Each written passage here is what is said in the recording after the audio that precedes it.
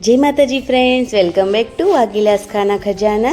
ઉનાળામાં મળતા શાકમાં ભીંડાનું રેગ્યુલર કે પછી ભરેલું શાક ખાઈને તમે થાકી ગયા હોય ને, તો આજે એકદમ નવી રીતે માટીના તવા પર બનતો છાશ ભીંડો બનાવવાનો છે। એ પણ એકદમ અલગ રીતથી બનાવીશું તો બધાને ખૂબ જ પસંદ આવશે આ છાશ ભીંડો। તો તમને જો મારી રેસિપીઓ ગમે અને તમે હજુ સુધી ચેનલને સબસ્ક્રાઈબ ના કરી હોય તો પ્લીઝ ચેનલને જરૂરથી સબસ્ક્રાઈબ કરજો, લાઈક, કોમેન્ટ અને શેર કરવાનું બિલકુલ ના ભૂલતા।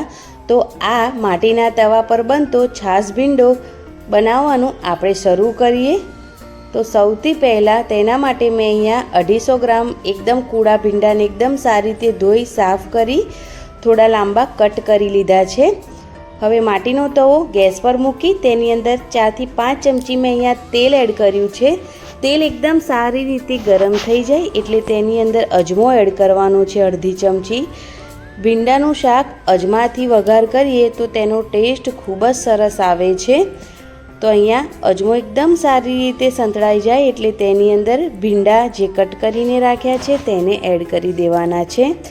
ભીંડાને આ જ રીતે મોટી કટ કરવાના છે, વધારે નાના કટ નથી કરવાના। હવે ભીંડાને તેલ સાથે એકદમ સારી રીતે મિક્સ કરી લેવાના છે આરામથી। આ ભીંડાનું શાક આપણે માટીના તવા પર બનાવીએ છીએ એટલે આ ભીંડાનો ટેસ્ટ ખૂબ જ સરસ આવે છે। હવે એકદમ સારી રીતે ભીંડાને મિક્સ કર્યા પછી તેને ઢાંકણ ઢાંકીને વરાળમાં કૂક થવા દઈશું 6 થી 7 મિનિટ માટે આરામથી। ત્યાં સુધી મસાલો બનાવી લઈએ એકદમ ટેસ્ટી। તો અહીંયા મેં લસણને ખારણીમાં ખાંડી લીધું છે, તેની અંદર થોડું કાશ્મીરી લાલ મરચું અને તીખું લાલ મરચું નાખી અને તેની એક આ રીતની પેસ્ટ બનાવી લીધી છે। તેની સાથે સ્વાદ પ્રમાણે મીઠું એડ કરીશું, થોડો હળદર પાવડર એડ કરીશું, ધાણા જીરું પાવડર એડ કરીશું અને હવે થોડી ખાટી છાશ લેવાની છે અને તેને મિક્સ કરીશું અને બધા જ મસાલા સાથે છાશને મિક્સ કરી લેવાની છે। તો આવી રીતે તમે આ મસાલો બનાવીને આ ભીંડાના શાકમાં એડ કરશો તો તેનો ટેસ્ટ બમણો થઈ જશે। એટલા માટે આ રીતની તમારે પણ પેસ્ટ બનાવીને રાખવાની છે। પેસ્ટ રેડી થઈ ગઈ છે, ભીંડાને પણ ચેક કરી લઈએ। 6 મિનિટ જેટલો ટાઈમ થઈ ગયો છે ભીંડાને કૂક થતાં। તો હવે પાછું તેને ફરી એકવાર મિક્સ કરી લેવાના છે ભીંડાને એકદમ સારી રીતે। તો ગેસની જે ફ્લેમ છે એ એકદમ સ્લો રાખી અને ભીંડાને તમે આ જ રીતે 6 થી 7 મિનિટ માટે ઢાંકણ ઢાંકી વરાળથી કૂક કરી લેવાના છે। ત્યારબાદ હવે જે આપણે મસાલો બનાવીને રેડી કર્યો છે છાશ એડ કરીને તે મસાલાને એડ કરી દેવાનો છે અને તેને પણ એકદમ સારી રીતે મિક્સ કરી લેવાનો છે। આ રીતનો મસાલો બનાવીને આપણે એડ કરીશું, છાશ સાથે એડ કરીશું ને તો જે આ ભીંડાનું શાક છે એ કોળું નહીં લાગે, થોડું ગ્રેવીવાળું બનીને રેડી થાય છે। અને આની અંદર આપણે જે છાશનો ઉપયોગ કર્યો છે તેના લીધે આ શાક ખૂબ જ સરસ લાગે છે। તો હવે છાશ અને મસાલા એકદમ સારી રીતે મિક્સ થઈ ગયા છે।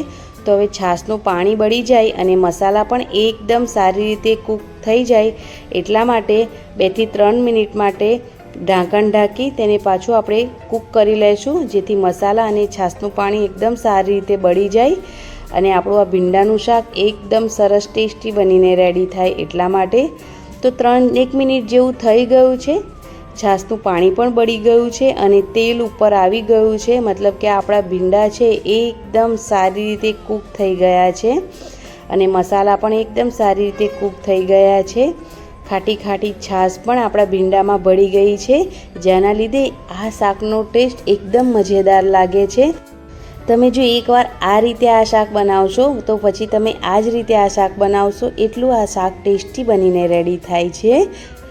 તો ફરી એકવાર તેને 1 મિનિટ માટે આપણે કૂક કરવા મૂક્યું હતું તો તેને પાછું એકવાર ફરી મિક્સ કરી લેશું અને હવે આપણે ગેસની જે ફ્લેમ છે તેને બંધ કરી દીધી છે અને લાસ્ટમાં તેના પર થોડા ધાણા એડ કરી દેવાના છે।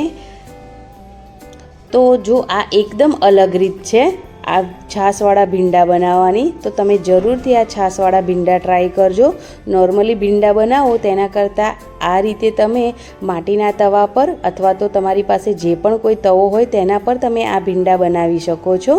તો અહીંયા મેં એકદમ સરસ ધાણા પણ એડ કરી દીધા છે અને તમે આ છાશવાળા ભીંડા રોટલી સાથે રાઈસ સાથે પણ ખાઈ શકો છો. તમે એક બાઈટ આ શાકનું લેશો તો તમને ખબર પડી જ જશે કે આ કેટલા ટેસ્ટી ભીંડા બનીને રેડી થાય છે. તો તમને જો મારી આજની આ છાશવાળા ભીંડાની રેસીપી પસંદ આવી હોય તો પ્લીઝ ચેનલને જરૂરથી સબસ્ક્રાઈબ કરજો અને આ રીતથી તમે જરૂરથી ટ્રાય કરજો. મારી ગેરંટી છે કે તમે આવા ભીંડા ક્યારેય નહીં બનાવ્યા હોય અને તમે ટ્રાય કરો તો તમારા અનુભવો કોમેન્ટ બોક્સમાં જરૂરથી જણાવજો. ફ્રેન્ડ્સ અને ફેમિલી મેમ્બરમાં આ વિડીયોને વધારે શેર કરી મને જરૂરથી સપોર્ટ કરજો. વિડીયો જોતા પહેલાં એક લાઈક જરૂરથી કરજો. તો આવી જ અવનવી રેસીપીઓ જોવા માટે મારી ચેનલને સબસ્ક્રાઈબ કરવાનું બિલકુલ ના ભૂલતા. તો મળીએ એક નવી રેસીપી સાથે. ત્યાં સુધી તમે આ છાશવાળો ભીંડો જરૂરથી એન્જોય કરજો. અને જો તમને પાકી કેરીનું ગોટલાવાળું શાક પસંદ હોય તો તેની પણ રેસીપી મેં અપલોડ કરી છે. તેને જરૂરથી જોજો અને તમે જરૂરથી એ પણ રેસીપી ટ્રાય કરજો. એ પણ ખૂબ જ સરસ રેસીપી બને છે, પાકી કેરીનું ગોટલાવાળા શાકની recipe. Thanks for watching. Bye bye. Take care. જય માતાજી. આવજો.